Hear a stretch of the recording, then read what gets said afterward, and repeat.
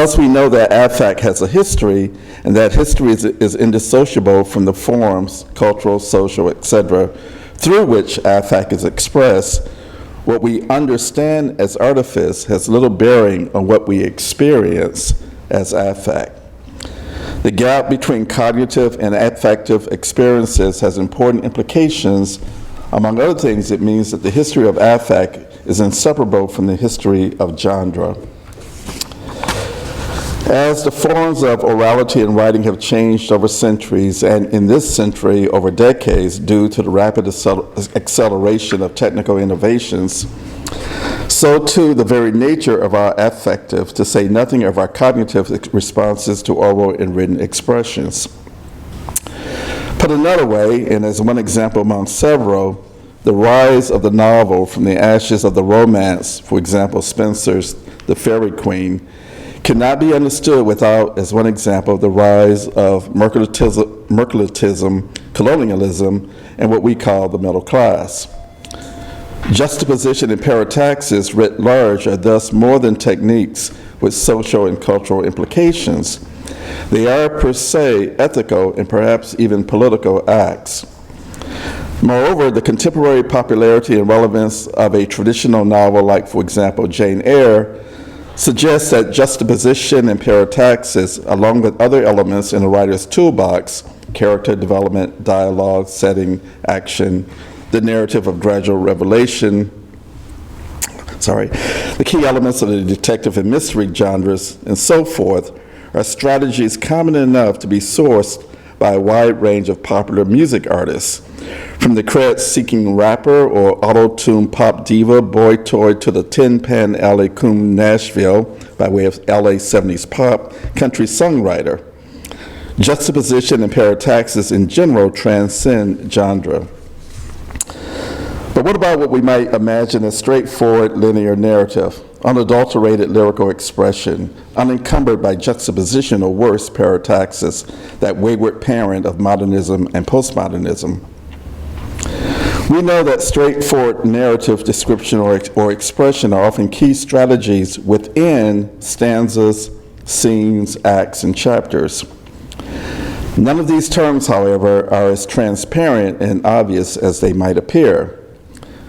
Understanding what's meant by linear or straightforward narrative and lyric expression requires learning, demands the acquisition of certain forms of grammatical and syntactical knowledge. Learning to speak and write English means one thing in Boston, Massachusetts, another thing in New Orleans, Louisiana, and something quite else in Pocatello, Idaho.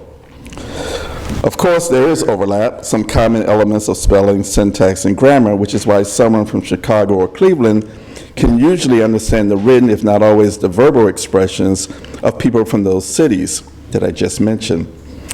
In short, there's nothing more natural about linearity or lyric immediacy as the bedrocks of what is sometimes called mainstream writing than the weird mixing and matching juxtaposition paratactic techniques of those deemed outliers, those writers that deploy nonlinear strategies within stanzas, paragraphs, and sometimes, and more discomfiting, within sentences, lines, or even words.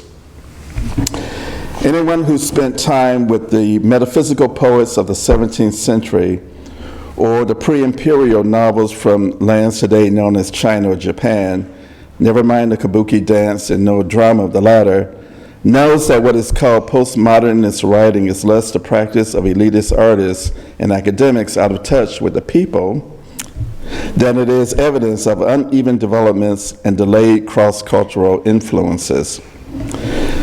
That is, in relation to the so-called East, the so-called Orient, Western writing is as belated as it is post-historical. Even within the cultures of the West, the English of Brixton has little in common with Cockney dialect, never mind that of Baton Rouge, LA. In practical terms, this means the writer's toolbox has changed and expanded. What we call imagination today is not the imagination of Wordsworth, much less that of Dante or Horace. And unlike Shakespeare, who had to copy by longhand what he stole, cribbed, and repurposed, Sorry, let me start it. And unlike Shakespeare, who had to copy by longhand what he stole, created, and repurposed themes, ideas, characters, and images from historical chronicles, stories, and plays of strangers, friends, and yes, rivals. Writers today can, with a few clicks, access and download text from virtually any library, museum, or archive with a website. In that sense, then, the kind of writing that depends on accessing library and archival sources by surfing the web has become the 21st century version of 18th and 19th century travel writing. We know too well today the risks of these kind of cross-cultural mining and appropriation, myopia, condescension, reductionism, etc. But the relative achievements and failures of, say, William Faulkner or Wallace Stevens, Tony Hoagland or Anders Carson Wee, Vanessa Platts or Kenny Goldsmith aside, I'd argue that these risks are well worth the price of notoriety, censor, and even shaming. I'd rather read any of the authors above, and in fact I have read them, than the non-risky successes that fill too many journals and periodicals, and therefore will never have to worry about being called out for not staying in their lanes. Am I saying then that what is called a writer's style or voice is simply an index of comfort, of having settled for a certain kind of mastery, however difficult to achieve? Yes, I am saying exactly that. But to a certain extent, this kind of comfort is unavoidable if the writer is attempting to work out or work through aesthetic, social, cultural, and above all, psychological problems and issues. But all that constitutes just one side of the ledger. For the writer who wants to be published, all the above issues meet head-on the limits of the publishing world. Limits that are as formidable within the world of small press publishing as they are within the world of the major trade publishers. What we think of as craft is imposed upon us by the histories and traditions of both worlds, which is why the raw outsider in the art world and in the writing world is often celebrated for pouring new wine into old bottles. The dialectic between innovation and mastery is thus more important than choosing up sides, than defending the virtues of a well-worn thesis against the irreverence of an upstart antithesis, or conversely, celebrating an ahistorical know-nothing antithesis as freedom from the constraints of a stuffy thesis. You can tell I work in academia with that part. None of this means that at certain moments in history, it doesn't become necessary to take up a cause or to pick a side. So from this point on, if you'll forgive me, this is going to get a little autobiographical. Sorry about that. So taking sides was complicated for me almost from the start. On the one hand, when I was in college in Detroit, I wrote essays for one of the cultural magazines, Solid Ground, which covered innovative jazz, radical politics, and experimental literature. Edited by Kofi Natambu, who also had a jazz and talk show on our local community radio station, WDET, Solid Ground ran from 1975, when I was a junior at Wayne State University, to 1986, 2 years after I moved to Cincinnati, still in ABD. At the same time, in the 70s, I was pursuing a traditional degree in English. I don't recall thinking of these avocations as evidence of necessarily contradictory impulses, though that may simply indicate I'd already internalized the compensating rationalizations of every double agent. More likely and less melodramatically, I was simply a typical civil rights baby, hedging my bets on a number of different fronts. And as we know, these fronts and these different sides constitute what we construct as cultural history. Within that history, there is literary history, and within that, the contested category of the literary itself, a child or invention of what we call, or used to call, belles lettres, beautiful letters. All this bears on the question of craft, whether we imagine ourselves writing within, outside, or at the edge of the literary, as much a shapeshifter as the genres that comprise it. Let me give you an example, not of craft per se, but of the procedures that have guided my own poetry writing since the turn of the century. So from this point on, I finish up by talking about a couple of my books. And that's not very interesting, I don't think. So I guess I'll stop there, maybe? Is that okay? And take questions, or? Yeah, you can take questions, or I think we would be interested in hearing it. I want to hear it. Yeah. Please. Oh, okay. It's up to you, though. Okay, no, but okay. So actually, I have the first one I refer to here. I'll be reading from tonight, I guess, as is. So in many ways, as is, my 218, my publisher always says, hold up your book whenever you say the title. I'm trying to be a good marketing person here. In many ways, as is, my 2018 book of poetry was written using the same procedures as my other Omnidon book on spec, published 11 years ago. It's 2008. That is, I gather notes from my journals and assemble them into poems, going back and forth between juxtaposition and parataxis, so that meaning, in quotation, is often as dependent on a poem's syntactical interrelationships as reference external to the poem. I just realized this demanded that you actually have some of the poems in front of you, so I'll skip that part. At the level of book organization, on spec, my previous book, it's divided into two major sections. As is has three.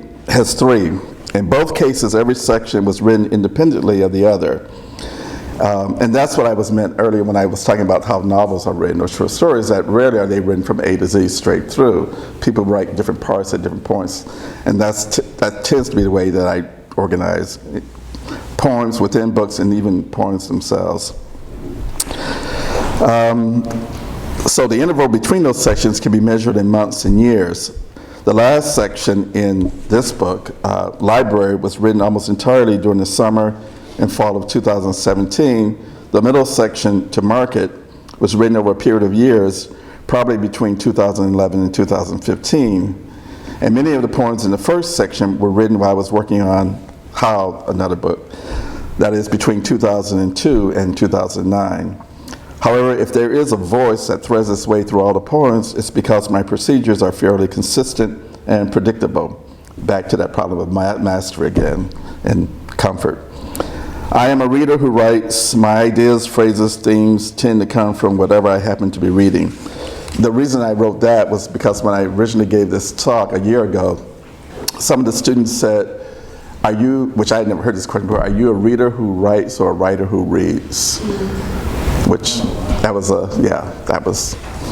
so for me, I'm a reader who writes. My ideas, phrases, themes tend to come from whatever I happen to be reading. Some of that reading is, of course, intentional. I knew as early as 2003 that As Is, this book, was going to concern my interest in Egyptology, in Islam, in part because I wanted it to be my response to Western xenophobia before and after 9/11, a response that in many ways goes back to the ramifications of the 1967 Six-Day War between Israel and a bloc of Arab nations, including Egypt, Jordan, and Syria. In other words, I've been thinking about the Middle East for decades. Detroit, if you don't know, southeastern Michigan, still has the largest Middle Eastern population outside the Middle East. So that's what I grew up in. However, after the assemblage that became How, my 2011 book, I wanted to go in a more narrative, even lyrical direction, especially in the earliest poems. That decision was driven by two concerns, one formal and one ethical. The formal one was that I wanted these poems to mirror the tendencies in the West to narrate the East as a complex but ultimately knowable or understandable region, susceptible, available to certain modes of knowledge and values. At the same time, I felt uncomfortable treating the East as a mere resource for showcasing my dazzling displays of technical wizardry. That's a joke, folks, in case you didn't get... Did he really say that? Okay. Moreover, in addition to bracketing the juxtaposed and paratactical elements of genre, form, and language that inform How and on spec, I was interested in disrupting the narrative of what counts and doesn't count as Black poetry. Craft, then, as I understand it, involves all kinds of technical and thematic decisions, to say nothing of their ethical, cultural, and political implications. But since writers often have little control over how these implications will play out for their readers, these non-technical considerations have their limits. In short, as this entire essay has implied, I ultimately will always choose risk, even if it means stepping on toes, embracing ethical, cultural, or even political transgressions. So that was that. So, questions, comments? Yes.